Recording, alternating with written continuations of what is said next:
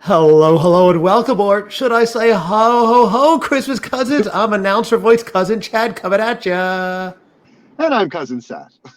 Cousin Seth, I'm using my announcer voice because this is our 150th episode. Woo! Yes, it is.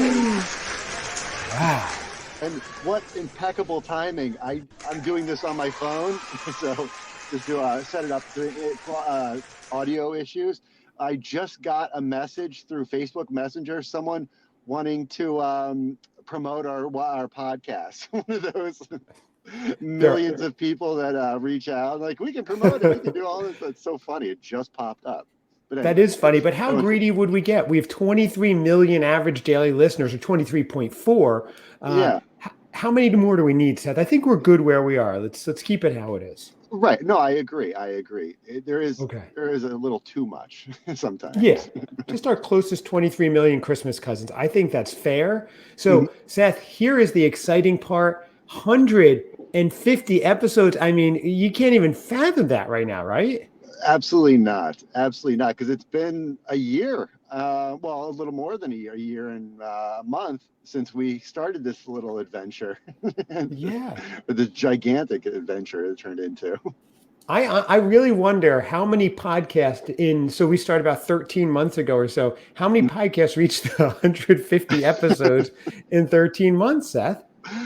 Yeah, I mean, I'm impressed, but I don't know if that does anything for anybody. Right. And you didn't even check. This could be our 23rd episode. I counted. You haven't checked, so you're relying on me to count properly. Absolutely. Well, Seth, can I just say for those people who are new to the show, maybe their first episode is our 150th. I'm Cousin Chad, and the genesis of the Christmas Cousins podcast was my dear cousin Seth, who, if you're watching, also we're on YouTube as well. He's the handsome guy in his car right now with the cool Wayfarers rocking, Mr. Rock and Roll. Driving my own car, I might add. I know. In his new Bentley, showing it off. So he was not celebrating any of the holidays, any of the seasons. He was just going about his day. Like October was the same as July. December could have been March. It didn't matter. And I found this out. I said, Cousin Seth. And he rebutted and said, Cousin Chad. I said, whoa, all right, touche. And I said, we've got to follow you, do a journey where I teach you my love of the holidays and the seasons. And maybe we can take you from your kind of grayish days of staring at the walls and yelling at the TV to blossoming into this happy day-to-day, happy-go-lucky guy. Maybe you'll find romance. Who knows? We joked about your life becoming like a Hallmark movie. As the season went on, you did find romance. I mean, it's life imitating art, Seth. It's crazy. Yeah, we found this new romance. We find ourselves in this quaint little town in Michigan a couple of times. Yeah, it really is turning into this idyllic Hallmark kind of life. But it's everything I predicted for you and hoped for you as your cousin. And we're very close. And I want you to be happy and live this fully fulfilled life. And also, I didn't want it just to have to be me to entertain you, Seth. So I'm really happy people are taking you off my shoulders. It is. There's a lot of easing of the burden of carrying. Yes. Thank you, Big Bubby, for you and crew out there, Mrs. X's crew out there for helping. So, Seth, but this isn't all about you. He's already made it all about himself 4 minutes in. We said, let's bring our favorite episodes and highlight them. And of course, none of us want anything about like actually going in and finding clips or editing it. So we have no clips. So we're going solely on Seth's recollection and mine. So we're going to go through Seth's top. I asked him to take his top 5. He came back with top 6 because he's an overachiever or he has trouble counting. And I'm going to do, Seth, my top 149 episodes. So it's going to be a long one. Yeah, I hope you don't mind. I would love to hear that recap. Oh yeah, it's a marathon episode, 36 hours long. So Seth, let's kick it off. Now, do you have any specific order of your top 6? I guess yeah, they were a little bit, but I think they go in sequence of kind of how the show went. So okay. So one of the earlier ones was hold on 1 second, Seth. We need breaking news, Seth. This is his 6th. Now, are these in order, like top 6 to favorite moment, or are these just your top 6? Yeah, these are just my top 6. So Okay. it's I Gotcha. might lose the timeline. But Gotcha. yeah, this Okay. first one was it was a thing we did, but Uh-huh. it was picture a perfect Christmas. It was kind Yes. of like my Okay. first official experience with a Hallmark movie, where I had to sit down, I had to take notes, I really had to study it for the the cinematic piece it is. So before there, well, let's tell people, Seth, you do have a film degree from Columbia, and so you've studied film. You're an auteur, if you will. So I came to you and I said, Seth, what do you know about these Hallmark movies and Hallmark films, the Christmas ones that I love? And Mm, you really had never seen any, maybe snippets of some, or you were satirical about some, yelled at the TV and changed the channel. I said, yeah. give it a fair shake. You said you would. So I gave you the cinematic masterpiece, my personal Citizen Kane, Picture a Perfect Christmas. Everyone agrees it's one of the greatest movies ever, not just Christmas movies. And Seth, what was your feeling on that when that was your intro really to the Hallmark universe? Yeah, so I didn't really know what to go into it looking for. I knew some of the things just because you and I had spoken, and you want to see the sets and the scenes, or there's a lot of Christmassy stuff, and you're getting those feelings and vibes, and I was. Yeah, there was a lot of chaos going on in my head, so I was trying to take everything in, but Right. yeah, I enjoyed it. So it Okay. helped me. And so wait, were you surprised that you enjoyed it? Um, yeah. I thought I was gonna be like, oh, this is ridiculous, this is absurd. It's just like the dialogue was gonna be cheesy and stuff, and then it was kind of like, all right, I need to get over myself. Like, Right. you understand what it is. It is what it is. I really like the 90-minute kind of time frame that they generally stick in. I'm like, that's perfect for Yes. my attention span. And they're That's a good good. attention span. Most people have 8 seconds. You have 90 minutes. Yeah, That's right. good. Very impressive. I didn't say what I'm doing in that time. I was just generally staring at a wall. I can't have any distractions. Right. Uh, but yeah, no, it was great. And then, yeah, I say hearing your thoughts and feelings on it, and then just kind of comparing it. So that was it was a lot of fun. And then we Okay. obviously went on to talk to other people about movies, and yeah, And you so ended up, I think, looking forward to them, being like, I'm going to enshroud myself in this cozy 90 minutes. And maybe some of my enthusiasm for the movies wore off on you too, because you didn't have a choice. I was going to make them wear yeah, off on you. right. To be excited about this or not. Um, yeah, it was I didn't really see any ones with bad storylines. Nothing was too anxiety causing or inducing, and Right. yeah, so And that's good for you. You need that. absolutely. Even the worst ones of the ones we saw, or ones I saw, it weren't that terrible. I wasn't like, Right. maybe there was one I turned off, or I paused it and I never went back to it, but for the most part I stuck with them. I don't think you ever told me that. I think you just made some breaking news right there and you bluffed your way through that episode, Seth. You guessed correctly that they got together at the end. So that was your intro to Hallmark, Seth. Then I love that. And we have a lot more coming up. The movies are starting in like 2.5 weeks or something like that, which is amazing. I cannot wait. October 18th. We will Yeah. discuss that every week. So, we're going to be previewing that weekend's movies. And then we're going to choose which one we're going to review the next week. So everybody wants to play along and watch it can do that. Now, Seth, I want to move on to your next one. I'm going to call this one out because this was cool. You were a bit of a recluse, if you will. You're muted? This is fantastic. 150 episodes in, he mutes himself. Oh, audience Can you loves hear? it. The audience, Can you hear? yeah, we can hear you now. Look at this guy. This is why you don't do professional recordings with a phone. Well, you were just stepped out of a big busy business meeting, so you're in your Bentley, you're rocking your Wayfarers. Like I said, check this guy out. He's got a Henley on, a shirt underneath. How is the temperature there? Just before we move on, is it warm? Is it cold? It's beautiful. It's sunny and 68. It is. Oh, very Yeah, nice in it is Chicago. perfect. So it's Okay. Oh, I yeah. like that, Seth. Very nice. Okay. Hopefully, it's going to get cold here in Foley. So you chose as your next one. You were a bit of a recluse, and you liked that this show got you to meet some really cool people that we became friendly with and got to know well and interview them. And Yeah. our very first interview of all was with someone who's become a fan favorite and a friend of ours as well. And that was Joe, the Christmas aficionado. Joe is here, Seth. Hey, this is your life, Seth. Right. Hello. Think about it. He shows. That's right. Hello, sir. I actually listen in on every recording you guys do. This, so I've heard all the things you said.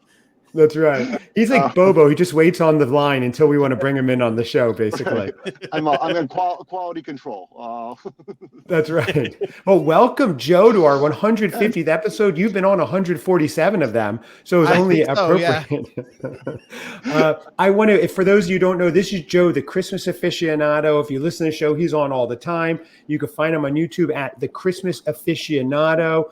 But he is here because he was our very first interview. We reached out to his people. His people got back to us. We brought in together. He said yes. He took a chance on the Christmas cousins, and we all skyrocketed together. Joe, a rising tide floats all boats, as they say. So thank you and welcome once again. But I want to find out with Seth, why was this one of his top 6 episodes? You're one of his top 6, and his hall pass, as we revealed as right. Well, there's a lot of big ones. I mean, what we would come to later learn is that the discovery of my that's later, Seth. That's later. We're getting there. But Joe was involved with that. Yeah, but it was nice. You had some work under your belt, so it was nice to kind of see what you were doing, and you've been in that world for a while. So it's like, oh, okay, this is the kind of people we're going to meet. So yeah, and like many things, the burden of the work and task at hand was put on Chad. So I just kind of could sit there and make a new friend while he has to do all the work. Like, this is awesome.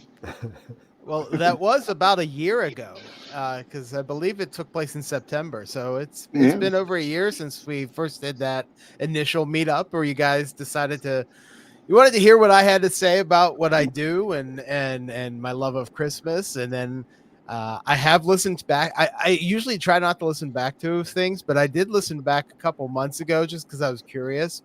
And man, I sound like a weirdo because of all the things that I did when I talk about recording on VHS and all that kind of stuff. But, it is what it is. That's who I am. Yeah.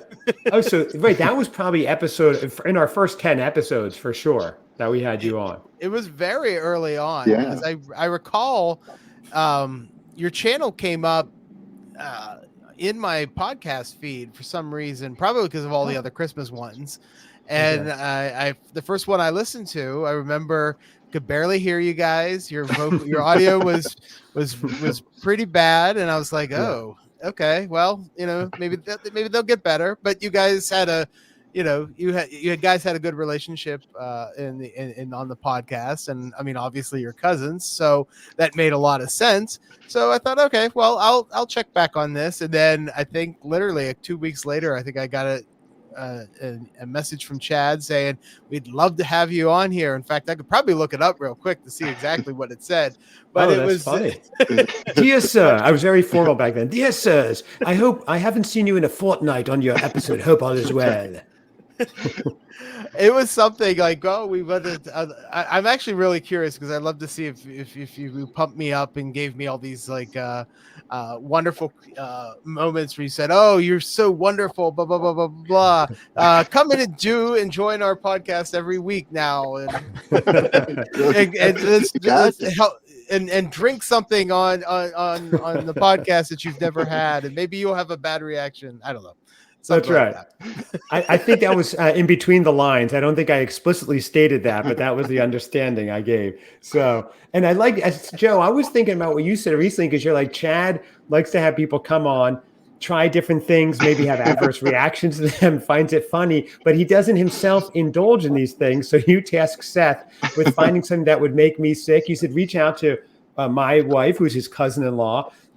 Let's check in with Seth and see how he's doing with reaching out with Leslie, because how he does with his homework. Seth, what has Leslie said when you reached out? Cousin wife Leslie. I didn't have a lot of thoughts as far as like ways or foods or things. So the only thing I came up with was to stuff you like a goose, or pate and try to extract it like that. I'm like, maybe we'll get something from that. Okay, I like that. Foie gras, not pate, foie gras. Yeah, So, I know. who knows what we'll come up with? Okay. Yeah, it's hard though. I mean, yeah, that tea thing really set a precedent. What is the tea thing for those who don't know, Seth? It's a ball of used loose tea about the size of a golf ball that you just throw it into your mouth. And I just had some. out. What I do is I brew organic Japanese green tea every day in the spent leaves, which is what they do in Japan. You eat the leaves, like a salad. And Seth, I showed him one day when he was at my house. I didn't think anything of it, and I ate it in front of him, and he was just besides himself with that. I just did that. It was like I ate a live animal or something, and that was very fun. Yeah. I like that they used the word used instead of spent. Yeah, used, right. My neighbor has it in the morning and drops off the tea from me. Right. It was like, I had water on it. That's all. Water. And I extracted it. And then I drank it. I think of myself more like the P.T. Barnum of this show. I'm not necessarily in the acts. I'm just like keeping the things going. So that makes sense. I need a top hat, Shay. Right, exactly. Oh. Seth, you're in your car right now. I hear you're at did you say you're at an executive airport? Are you flying somewhere? I am. I'm at the Chicago Executive Airport. People are going to start heading over there to see you. Doing some things over here, but that's it. What's that? I said, by the time we're done, you will be gone from there, so they won't be able to see you at the airport. But while we talk about this, so Seth, what was it? You hadn't really interviewed people on air. Joe was the first. Were you nervous? You enjoyed it? Tell us a little more about it. Yeah. I didn't really know. So I was looking to you for it because you've done this. And yeah, I didn't know you take an angle or kind of let the person talk more. There was a lot there. Did you overthink it, Seth? You never overthink things. No, it was so weird. I went into it. And Joe, what was your thought? I'm sorry, go on. Were you going on, Seth? Oh, no, that's fine. Please cut me off. I just want to know, Joe, what was your thought? Because you never met us before. You knew nothing when you went on air. You took a leap of faith, as they say. What was your first thought when you met the two Christmas cousins? Yeah, right. Shay, yeah. Well, I actually had never been asked to talk about my channel before or be interviewed on a podcast. I was on Jerry's podcast, I think a few months before that, talking about a Christmas episode. But, we talk about that episode. You don't really talk about, you advertise what you're doing and all that kind of stuff, but he didn't really ask about who I was and stuff like that. So I was like, okay, someone wants to talk to me. And I actually have the first message here. So if you want me to read it. Oh, please do. And can you read it with an accent, either an Old English or New Jersey, one of the two? I am not good at accents, so we'll just use the Pittsburgh accent that I currently have. So it says, "Hi, Christmas aficionado. Thanks for the follow. I must have followed you on Instagram. I am a fan of your reviews. I hear them on Christmas morning podcast. I do. We are a new Christmas podcast. Our 5th total episode drops tomorrow. Wow. And would love to have you in as a guest if you'd be interested to discuss pop culture and Christmas and plug your YouTube channel. So far, we've had a pretty good number of listeners being so new, which is encouraging. It'll be a lot of fun. Please let me know if you're interested, and we'll figure out a good time and details." So, nice, man. Yeah. That was nice. Yeah, very professional email. Thank you. See, all this behind the scenes, Seth, you really have no idea what goes on. Right.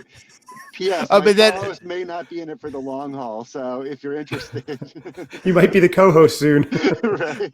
And then I replied, I said, "Hi, Chad. Sure, I would enjoy chatting about your Christmas with you guys. I'm going to have to check out your podcast." So I didn't even listen to it at that point. That's funny. So there we go. Yeah. So that was about a year ago. Amazing. And Seth, the rest, as they say, is Christmas history. It is. Woo! We're watching it go. Okay. All right. So, and there we are. Joe, do you have any idea how many times you have actually been on the show? Not including Instagrams. I tried to keep track of it, but it's probably in the 20-some range at this point. I would think. Yeah, it might be more. Could maybe. be. Yeah. Okay. I mean, I'm sure you could go back and look at every episode and count, but I'm not going to do that. So right, and Seth isn't going to do that, so that leaves it up to me. That leaves it up to you. So if you want to figure that out, I think Seth and I would be greatly interested in finding out that exact number. Right. I can design the 50 actually. timers T-shirt or something. Oh, okay. Yeah, that's great. A club like the SNL club. The SNL club. Yeah, I like that. So so Seth, after that, another one.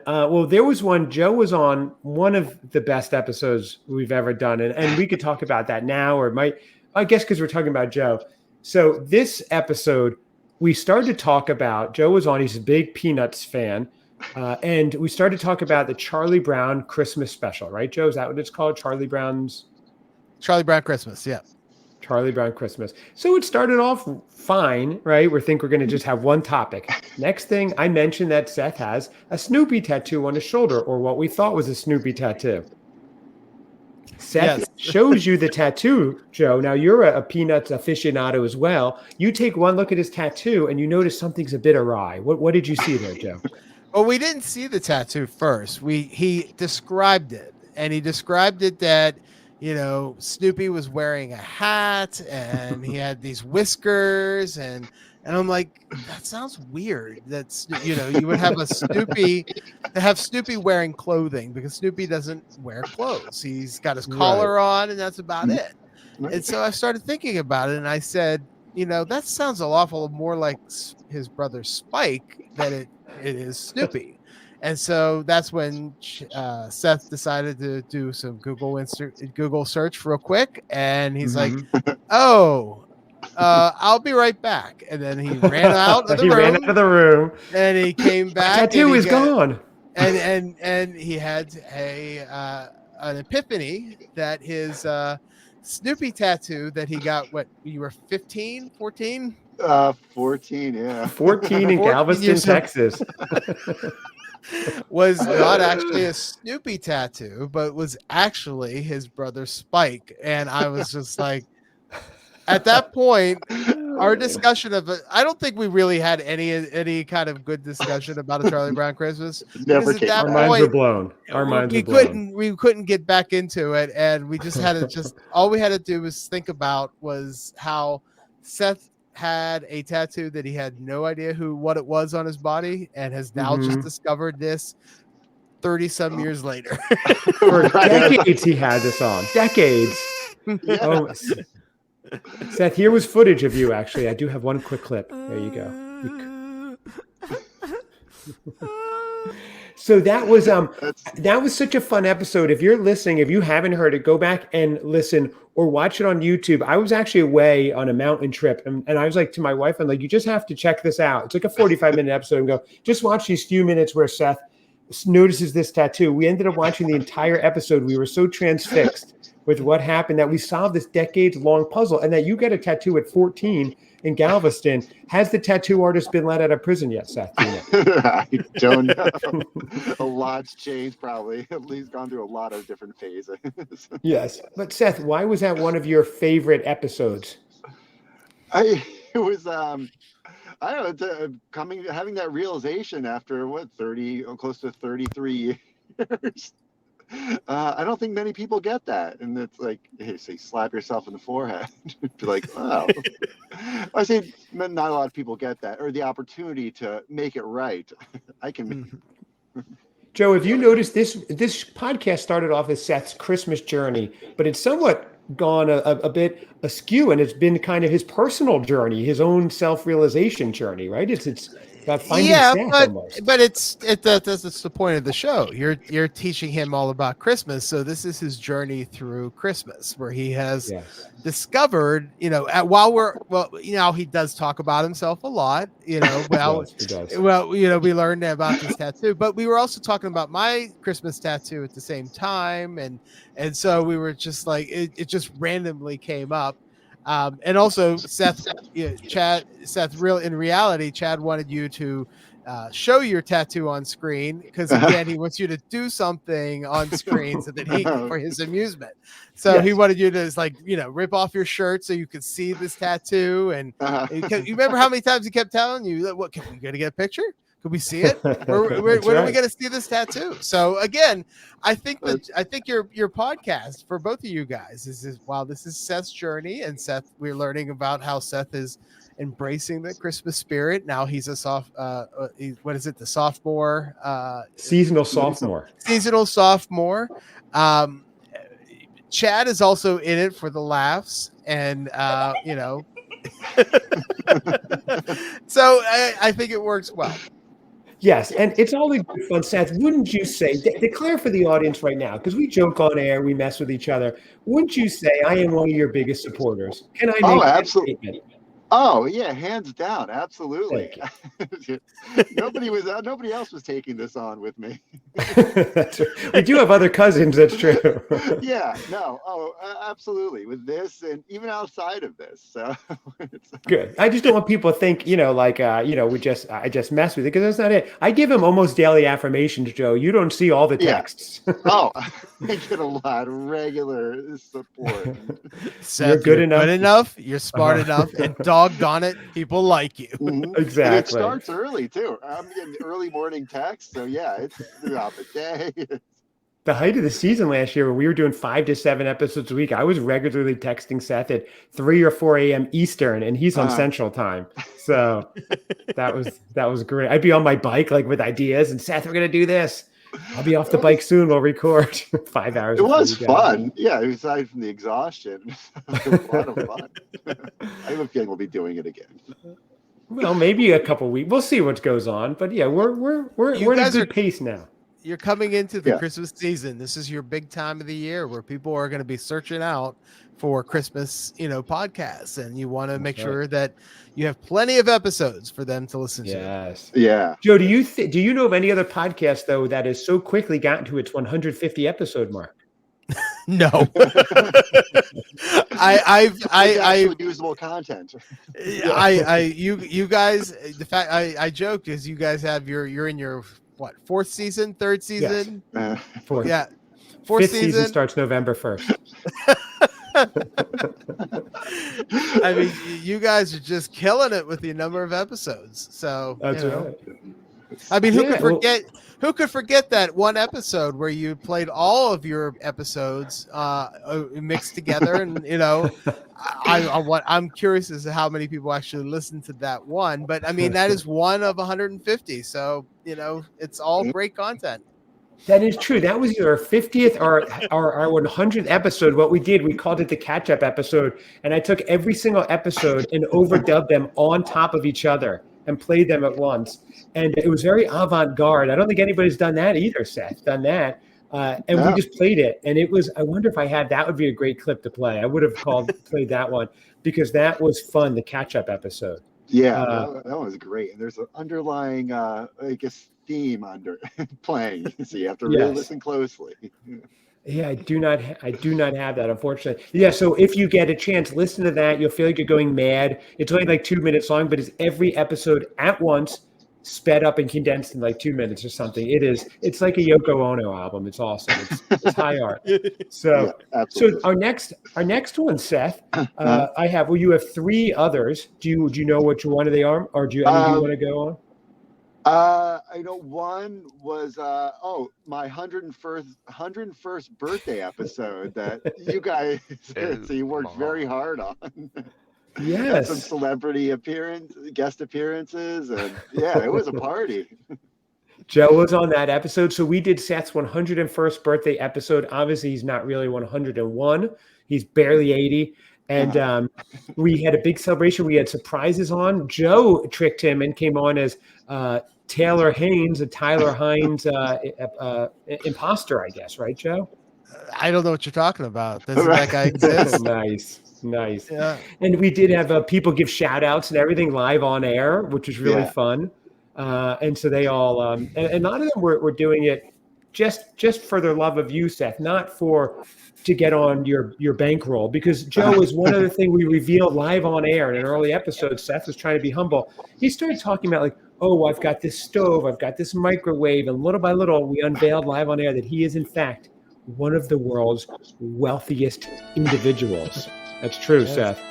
I mean, he's got a car. Uh-huh. Yeah. Well, we had an episode where we had his staff on and we interviewed them, his household staff. So check that out as well. That was fascinating. We kicked Seth out of the room and brought the staff in, his chef, your driver and your bodyguard, or your two Jeeves 1 and Jeeves 2, your head butlers. Yep. Yeah, some of my staff, and yeah, absolutely, 2 head butlers. We've done a lot, Seth. And I come back, I forget about some of these good ones. Oh, I know. There's so many. There's a lot of stuff. You have to go through our archives. Yeah, well, so let's touch on your next one, Seth, because I do want to touch on one of my favorites as well. So what did you have next, Seth? Do you recall now? Joe, I asked Seth, did you bring your list of your top 6? And Seth? This is going to be a late entry because after I sent you the list and I was thinking about it, I was like, if I don't mention this, it's going to be a glaring omission and I'm going to have my hindsight handed to me. I know what this is. One of my favorite, and it's an ongoing thing, which is great, is my relationship, my romantic relationship. When we revealed that you were dating Mrs. X live on air. Okay. Absolutely. That was exciting. We spoke to some people just yesterday who were saying how much they loved in the off season hearing your journey. Yeah. That was great to hear. Made me feel good. That was very cool. So Seth, so that was one of your favorites as well. Now, Joe, I said though to Seth, did you bring your list, your top 5 or 6? And he said, no, I forgot, but I think you have it, right? So I had to find it and pull it up, which happens on this show often. So Seth, so of course Mrs. X, and that's ongoing. What is your next one, Seth? I really enjoyed Alonso Duraldi's kind of movie Christmas prep kit. I don't know if we officially called it, but it was like a Christmas primer. So he made some recommendations of great classic Christmas movies. And I watched them, and then he followed up to see what I thought and kind of give a little synopsis on each of them. And yeah, that was great. Because the Hallmark movies and everything were great. I love watching them, but I think it was definitely essential that I watch these. And I loved them all. Like 1958 or 48 version of, what is it? Oh my gosh, I'm blanking. It's a wonderful. Thank you. Yeah, okay. Yeah. So they're all great. So let me just explain, Seth. So we had Alonso Duralde on, who's an author and a noted film critic. We had him on. He was nice enough to come on, and he assigned Seth the top 5 classic movies that a festive freshman must watch. And Seth said, okay, I will watch them all, and we'll do a follow-up. He did watch them all. We did do a follow-up, and he got to really experience these movies that he's never seen. Like Joe, he had never seen It's a Wonderful Life. He had never seen any of them, actually. The store next door. The shop next door. And Alonso gave you some of the best older Christmas movies, which I fully expected him to give you, a really good list. Yeah. My favorite is It's a Wonderful Life. I think that is probably the top Christmas film for me of all time. It's one of those movies that I didn't see when I was young. I don't think I saw it until I was probably almost into college. Wow. But it's a movie I watch every year. I really would love to see it in that theater you went and saw it at. I think that would have been cool. I've never seen it on the big screen. So that would actually be something that, I need to find somehow. I need to go watch it somewhere, and it's probably going to play in theaters around here. I just have to go and seek that out. Yeah, but Seth did the immersive one, like when he went like a Rocky Horror Picture Show style for It's a Wonderful Life, and that sounded amazing. It was, yeah, absolutely. Are you going this year? I don't. If they do it again, I absolutely would. It was their 40th anniversary at the Music Box Theater, doing that, and it was so much fun. They had carolers there. Boozy Hot Chocolate, which I keep going back to. Your first ever Boozy Hot Chocolate. Yes, sing-alongs. I was singing the songs. Thankfully, they had the lyrics up on the screen. And I saw Santa again. I can't confirm or deny that it was the real one, but he was there. Right. There was. I love because before you love that Boozy Hot Chocolate. You do bring it up a lot because before then you only had Boozy Booze. So you're like, I can combine the two. Like booze and alcohol, that worked. Right. Booze and spirits, but I want to try the cocoa. I mean, that sounds awesome. Why not? I smell an upcoming episode. All right. Swiss Miss meets the Walker Brothers. That's right. The Floyds. Okay, so the Floyd Bros. Okay, so Seth, you had that one. What is next on your list? Do you recall? Because I have it down. No, I'm blanking. You had we had Totally Rad episode with Jerry. Yes. Crossover episode with Jerry from the Totally Rad Christmas podcast. Great podcast. Check it out. It's mostly 80s, some early 90s stuff. And that's with Jerry. He's a great host, great guy. And we did a review with him of the 1984's Christmas special of Nickelodeon's You Can't Do That on Television. That was a lot of fun. What made that stick out, Seth, for you? Watching the show all these years later. And I mean, regardless of the episode, it was just seeing how things change and what would not play too well nowadays. They got away with a lot of stuff, and for a kid show too, it was like, wow, this is great. So, yeah, at the end of that show, remember they had a firing squad and shot the kid? It's a joke. Right. Not many are ending like that. Joe, that one also Seth debuted his amazing impressionist skills, because he does a lot of impressions on the show, whether you realize it or not. He did the drunk father. Seth, do you want to bust it out? I don't know if you need to hear it first or give us a Merry Christmas as the drunk father. Merry Christmas. Yeah. What did he say? He's like, I'm an engineer, not a senator. Or is he a senator, not an engineer? I can't remember which one he was. He was a senator. It actually sounds more like Jeff the Drunk than it does anything else. I don't know what you're talking about. Yeah. Cello. So that one stuck out because that was fun. And that was, that was cool because we were interacting. It was kind of on his show as well. Actually, he invited us to be on his show. And I said, you know what, let's do a crossover episode. So we have one more we have as well. So that worked out quite well too. And that was a lot of fun. So Seth, we went through your list of your top 6 before we log off, because it's just we're already 37 minutes. That's supposed to be a short one. Yeah, this is getting short. So Joe, did you have a top episode? I also want to know, so you started listening, you said, I'll give these guys a chance. Their audio was bad at first. They got better. What made you become interested in a listener of the show? Because you actually do listen, not just when you're on. The banter between you guys, that was great. I mean, it was a lot more fun. You guys were doing things that were not just, oh, let's just review this movie or this TV episode, which is, I'm not going to put that down on the podcast because that's what a lot of people put out and they want people to hear. I mean, you guys were doing taste testings and drinking and doing all sorts of stuff that, not all the Christmas podcasters do. And I kind of like that. And I was like, well, that'll be fun. And then, the more you guys had me, the more you guys had me on, the more fun it got, and the more it was like, okay, great. Well, let's do this episode, or let's talk about this, or let's talk about Home Alone 2. We're still waiting for that one, but let's talk about it. But again, we did a couple crossovers. I think the biggest thing for me is the Brady Bunch. I mean, us doing the Brady Bunch. Where we talked about the Brady Bunch TV episode, which was fine, but doing the very Brady Christmas where we ranked the biggest problems and how annoyed Chad was with Seth because he was like, are you sure that you really want to say that Cindy Brady has the biggest problem? And Seth's like, yeah, that sounds great. That's exactly what the problem is. She can't go skiing. Her problem. Yeah, I'm sorry, you were going to say it. Her problems that they were dealing with divorce, sickness, marital affairs, and Cindy couldn't go skiing. Yes, that was the biggest problem. And it's deeper than that, but well. Not really. Was it though? No, not really. It wasn't. The snow was deep. That was the only thing that was deep. Right.